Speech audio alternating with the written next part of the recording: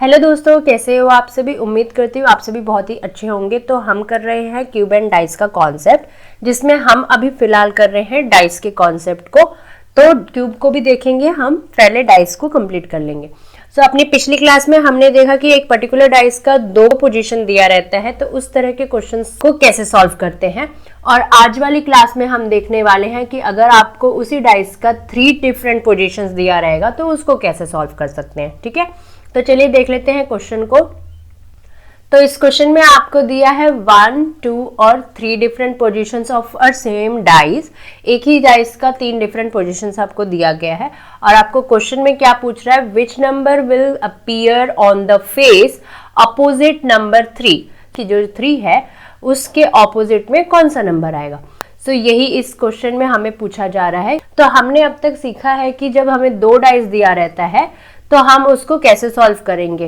सो यहाँ पर भी हमें वही चीज देखना है। भले ही तीसरा पोजीशन भी हमें दिया गया है, लेकिन हम उसको तभी यूज करेंगे जब हमें जरूरत पड़ेगी। तो फिलहाल आपकी प्रीवियस क्लास को रिवाइज करते हुए पहले हमें क्या करना है, एक कॉमन नंबर देखना है 2 डिफरेंट पोजीशन पे। ठीक है, एक कॉमन नंबर हमें देखना है। उसके बाद में हमें क्या करना है, उस कॉमन नंबर से क्लॉकवाइज घूम जाना है। ठीक है, उस कॉमन नंबर से क्लॉकवाइज घूम जाना है। सो यही 2 चीज अभी हमें यहाँ पर देखनी है। सो यहाँ पर पहले हमें देखना है ये 3 किस में है, ये फर्स्ट वाले डाइस के पोजीशन में हमें देखने को मिल रहा है। अगर हम फर्स्ट वाला डाइस का पोजीशन और सेकंड वाला डाइस का पोजीशन देखते हैं तो इसमें हमें एक कॉमन नंबर दिखाई दे रहा है, वो क्या है 1। ये जो 1 नंबर है ये इन दोनों डाइसेस के पोजीशंस में हमें कॉमन दिख रहा है। तो यहाँ पर हम पहले यहाँ पे लिखेंगे 1 और इसमें क्या है, फिर ये 1 से हमें क्लॉकवाइज जाना है। सो फर्स्ट वाले पोजीशन को देखते हुए अगर हम क्लॉकवाइज जाएंगे तो यहाँ पर कितना नंबर आ जाएगा। ठीक है, सो हमें क्लॉकवाइज जाना है तो 1 के बाद में 3 और 6 आएगा। सो यहाँ पर एक हम लिख लेंगे 3 और एक हम लिखेंगे 6। सो इस तरह से 1 के साथ में 3 और 6 आया। अभी दूसरे वाले डाइस के पोजीशन को हम चेक करेंगे। सो दूसरे वाले पोजीशन के बेस पे हमें क्या मिल जाएगा, 1 के बाद 5 और फिर 4। सो 1 के बाद में आएगा 5 और इसके बाद आएगा 4। सो इस तरह से जो नंबर आपस में आते हैं एक दूसरे के सामने, यही इसके ऑपोजिट नंबर होते हैं। सो अभी क्वेश्चन में क्या पूछा जा रहा है, हमें पूछा है 3 का ऑपोजिट नंबर क्या होगा। सो 3 का ऑपोजिट नंबर यहाँ पर क्या देखने को मिल रहा है हमें। सो यहाँ पे जो 5 नंबर है यही दिया हुआ है 3 का ऑपोजिट नंबर। सो यहाँ पे जो ये 5 है ये 3 का ऑपोजिट नंबर है। तो इस क्वेश्चन का आंसर होगा option number A 5। I hope आपको समझ में आया ये क्वेश्चन कैसे सॉल्व हुआ। तो ये वैसे ही सॉल्व हुआ जैसा हम डाइस के 2 पोजीशन को देखते हुए सॉल्व करते हैं। तो अभी क्या है, इस तरह से ये एक चीज हो गई। इसी तरह से तीसरे वाले डाइस के साथ भी हम कर सकते हैं, लेकिन क्योंकि हमें क्वेश्चन में 3 का पूछा गया था इसलिए हमने ये किया। बढ़ते हैं नेक्स्ट वाले क्वेश्चन की तरफ। सो यहाँ पर भी सेम चीज दी गई है, 3 डिफरेंट पोजिशन आपको दिए गए हैं। अब आप इसको सॉल्व करो। यहाँ पे हमें क्या क्वेश्चन पूछा गया है, फेस अपोजिट नंबर 4। सो 4 के अपोजिट में कौन सा नंबर आएगा ये हमें पूछा जा रहा है। सो 4 देखिए किधर पे दिया हुआ है, जो डाइस का पोजीशन नंबर 3 है यहाँ पर हमें ये 4 देखने को मिल रहा है। सो इस 4 वाले डाइस में 1 है और 6 है। अभी हमें एक कॉमन नंबर चाहिए, तो डाइस नंबर 3 को देखेंगे और डाइस नंबर 1 को देखेंगे। इन दोनों में जो कॉमन नंबर है वो हमें ये 1 दिखाई दे रहा है। ठीक है, सो 4 जो है वो क्वेश्चनेबल टर्म है और 1 जो है वो कॉमन नंबर है जिससे हम अपने आंसर की तरफ पहुंच पाएंगे। सो जो यहाँ पे 1 है ये कॉमन है और यहाँ पे 1 जो है ये कॉमन है। सो हमें देखना है फर्स्ट वाले डाइस को और हमें देखना है थर्ड वाले डाइस को। सो फर्स्ट वाला डाइस का जो पोजीशन है वो और जो थर्ड वाला डाइस का पोजीशन हमें दिया है, इन दोनों को देखते हुए हमें यहाँ पर 1 कॉमन मिल रहा है और इस 1 से हमें अभी क्लॉकवाइज जाना है। ठीक है, सो 1 से क्लॉकवाइज जाएंगे हम, तो 1 के बाद 5 और 2। सो एक हमें मिलेगा 5, एक हमें मिलेगा 2 और थर्ड वाले पोजीशन को देखते हुए क्लॉकवाइज जाएंगे तो एक हमें मिलेगा 4 और फिर मिलेगा 6। तो यहाँ पर एक हो जाएगा 4 और फिर आएगा 6। और हमारा क्वेश्चन क्या है, हमें क्वेश्चन में बोला गया कि 4 का ऑपोजिट क्या होगा। सो 4 का ऑपोजिट यहाँ पर हमें क्या देखने को मिल रहा है, 4 का ऑपोजिट है 5। सो ऑप्शन नंबर डी यानी कि 5 इस क्वेश्चन का आंसर हो जाएगा। इस तरह से हमने फाइंड आउट किया। वही सेम चीज है, डाइस के दो डिफरेंट पोजीशंस पे हमें गौर करना है, एक कॉमन नंबर निकाल के आंसर करना है। ठीक है, क्वेश्चन पे डिपेंड करता है, आपको दो पोजीशंस की हेल्प चाहिए होगी आपके क्वेश्चन को सॉल्व करने के लिए, या तीनों पोजीशंस की जरूरत पड़ेगी आपके क्वेश्चन को सॉल्व करने के लिए। बढ़ते हैं नेक्स्ट क्वेश्चन की तरफ। आई होप आपको समझ में आ रहा है। ठीक है, सो सेम फंडा है, सेम ट्रिक है। यहाँ पर एक कॉमन नंबर ढूंढना है किसी दो पोजीशंस में, और उससे क्लॉकवाइज घूमते हुए में आपको ऑपोजिट्स पता चलेंगे, उसके बेसिस पे आपको आंसर आ जाएगा। नेक्स्ट क्वेश्चन को देखते हैं। ठीक है, नेक्स्ट क्वेश्चन को सॉल्व करेंगे। सो यहाँ पर हमें किस चीज का ऑपोजिट देखना है, तो 6 का जो ऑपोजिट नंबर है वो फाइंड आउट करना है। सो यहाँ पर हमारे पास जो क्वेश्चन है वो क्या है, 6 का ऑपोजिट नंबर फाइंड आउट करना है। सबसे पहले आप चेक करोगे कि 6 कौन से वाले पोजीशन में अवेलेबल है, तो सेकेंड वाले पोजीशन में हमें 6 मिल रहा है। अब इस सेकेंड वाले पोजीशन में जो नंबर है 3, 4 और 6, इसमें अभी आपको चेक करना है कि इन्हीं में से नंबर किसी दूसरे वाले पोजीशन पे हमें मिल रहे हैं क्या। तो अगर आप 3 को लेकर चलोगे तो फर्स्ट वाला पोजीशन और सेकेंड वाला पोजीशन आप देख सकते हो, इस दोनों में 3, 3 का कॉमन है। ठीक है, सो अगर फर्स्ट और सेकेंड पोजीशन को देखते हो तो यहाँ पर आपको क्या मिलेगा, 3 के साथ में क्लॉकवाइज में आपको मिलेगा 2 और 5। ठीक है, और फिर इसी 3 के साथ में क्लॉकवाइज में आपको मिलेगा 4 और 6। सो इस हिसाब से आपको 6 का ऑपोजिट मिल जाएगा 5। ठीक है, ये वाला हो गया। और अगर आप इस 3 वाले को न लेते हुए अगर आप यहाँ पे 4 को लोगे एज एन एग्जाम्पल, 3 को छोड़कर अगर आप 4 को लोगे, क्योंकि यहाँ पर हमें देखने को मिल रहा है ये जो सेकेंड वाला पोजीशन है और ये जो थर्ड वाला पोजीशन है, इसमें भी हमें एक कॉमन नंबर देखने को मिल रहा है, वो है 4। सो अगर आप सेकेंड और थर्ड को लेकर चलते हो, ठीक है, अगर सेकेंड और थर्ड को लेकर चल रहे हो तो 4 से क्लॉकवाइज जाने पे आपको एक जगह पे मिलेगा 4, 6 और 3, और दूसरी जगह पे आपको मिलेगा 4, 5 और 1। सो इस बेसिस पे भी आपका 6 का अपोजिट क्या आएगा, 5। सो ये आपका क्रॉस चेक हो गया कि तीनों ही डाइस के पोजीशंस को देखते हुए आपका आंसर क्या है, 6 का अपोजिट क्या मिल रहा है आपको, 5। समझ में आया दोस्तों।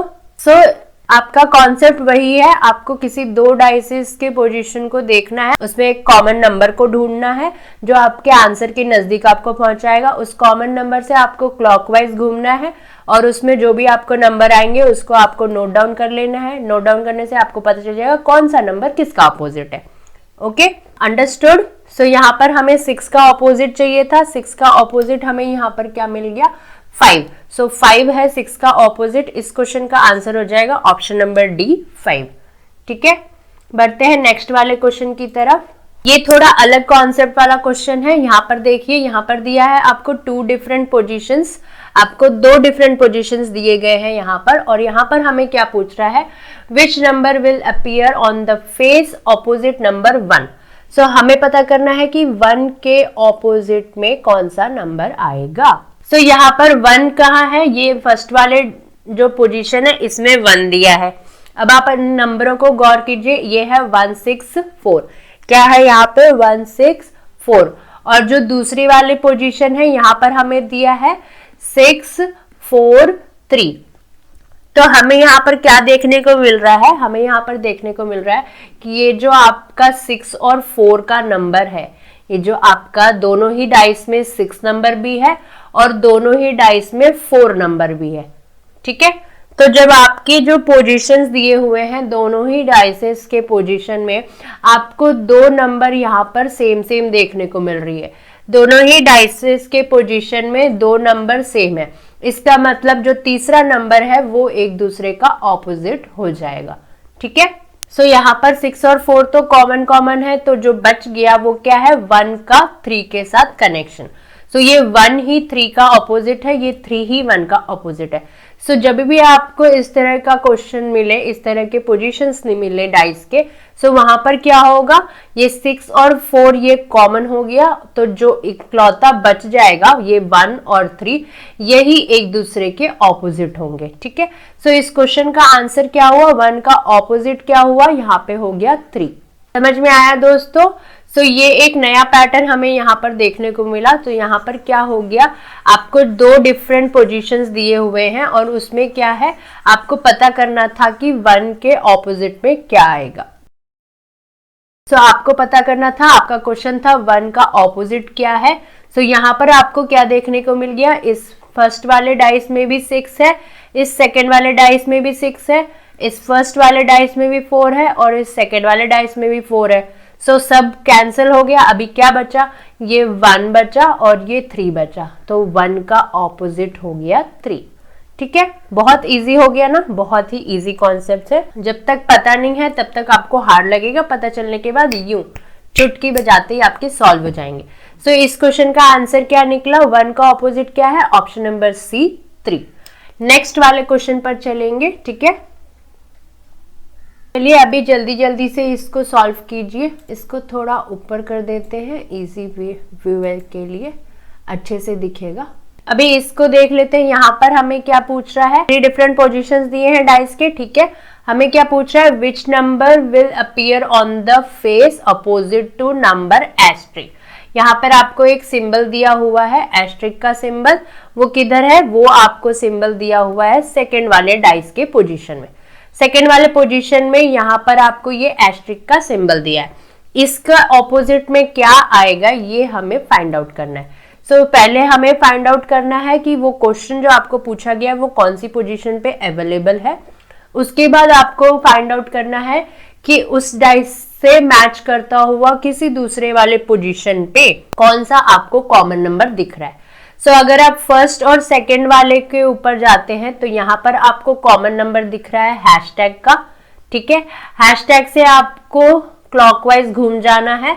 तो यहाँ पर हैशटैग से क्लॉकवाइज घूमोगे, फर्स्ट वाले डाइस की पोजीशन को देखोगे तो पहले हैशटैग आएगा, फिर एंड आएगा, फिर डॉलर आएगा। ठीक है, इसके बाद में वापस से हैशटैग आएगा, इसके बाद एस्ट्रिक आएगा जो आपका क्वेश्चन है, और उसके बाद में प्लस आएगा। सो एस्ट्रिक के अपोजिट में क्या आया, एंड आया। ठीक है, सो फर्स्ट और सेकेंड डाइस के पोजीशंस को देखोगे, आपके एस्ट्रिक का आंसर क्या आया, एंड आया। So option number A and correct हो जाएगा इस क्वेश्चन का आंसर। इसी तरह से अगर आप सेकेंड और थर्ड वाले डाइसेस के पोजीशंस को देखते हैं, सेकेंड और थर्ड वाले पोजीशन को देखोगे तो इसमें कॉमन क्या दिख रहा है, प्लस। सो यहाँ पर आपको प्लस का कॉमन नंबर दिख रहा है। ठीक है, सो सेकेंड और थर्ड को देखोगे तो प्लस का कॉमन नंबर है, पहले यहाँ पे प्लस लिखेंगे हम, क्रॉस चेकिंग के लिए है ये। ठीक है, आंसर आपका आ चुका है। एक किसी भी दो डाइस के पोजीशन को देख के आप आंसर कर सकते हैं in the exam point of view, लेकिन क्लास है ना तो हम हर तरफ से चेक कर लेंगे, सारे ही आपको हेल्प करने के लिए ही पोजीशन दी गई है। सेकेंड और थर्ड जो है डाइस की पोजीशन उसको चेक करने से प्लस प्लस है। ठीक है, और फिर प्लस से अगर आप क्लॉकवाइज जाओगे तो आपको क्या आएगा, प्लस के बाद आपका हैशटैग आएगा, उसके बाद आपका एस्ट्रिक आएगा। ठीक है, और फिर थर्ड वाले पोजीशन को देखोगे तो प्लस के बाद आपका परसेंटेज आएगा और उसके बाद एंड आएगा। सो एस्ट्रिक का आंसर क्या आया था, एंड, करेक्ट। इसी तरह से अगर आप फर्स्ट वाले पोजीशन को देखोगे और थर्ड वाले पोजीशन को देखोगे तो आपको एक और आंसर यहाँ पर मिलेगा और वो भी सेम ही होगा। सो फर्स्ट वाले पोजीशन को देखोगे तो इसमें आपको एंड दिख रहा है यहाँ पर सेम सेम, और थर्ड वाले पोजीशन में भी आपको एंड ही दिख रहा है सेम सेम। सो अब आपको क्या करना है, यहाँ पे एक एंड लिखना है। ठीक है, दोनों में एंड एंड लिखना है, उसके बाद आपने क्लॉकवाइज घूम जाना है। सो फर्स्ट वाले डाइस को देखते हुए एंड को क्लॉकवाइज करोगे तो यहाँ पर क्या आ जाएगा, एंड के बाद आएगा डॉलर और फिर आएगा हैशटैग। इसी तरह से थर्ड वाले को देख के क्लॉकवाइज जाओगे तो आपको यहाँ पर क्या मिलेगा, एंड के बाद में आएगा प्लस और फिर आएगा परसेंटेज। सो यहाँ पर हमें क्या देखने को मिल रहा है, जो ये एंड है ये रिपीट में है। ठीक है, और जो यहाँ पे मिसिंग है वो क्या है, हैशट्रिक है। सो एंड का ही जो आंसर है वो हैशट्रिक है। ठीक है, सो एंड जो रिपीट में है और जो मिसिंग नंबर होता है वो रिपीटेशन का ही आ जाता है, तो यहाँ पर आ जाएगा एस्ट्रिक। इसका मतलब एंड का ऑपोजिट क्या है, एस्ट्रिक। एस्ट्रिक का ऑपोजिट क्या है, and.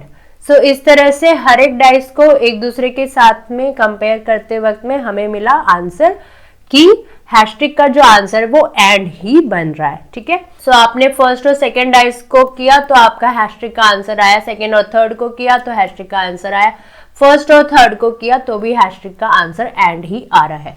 So this is nothing but cross check हो गया आपका, ठीक है, समझ में आया दोस्तों।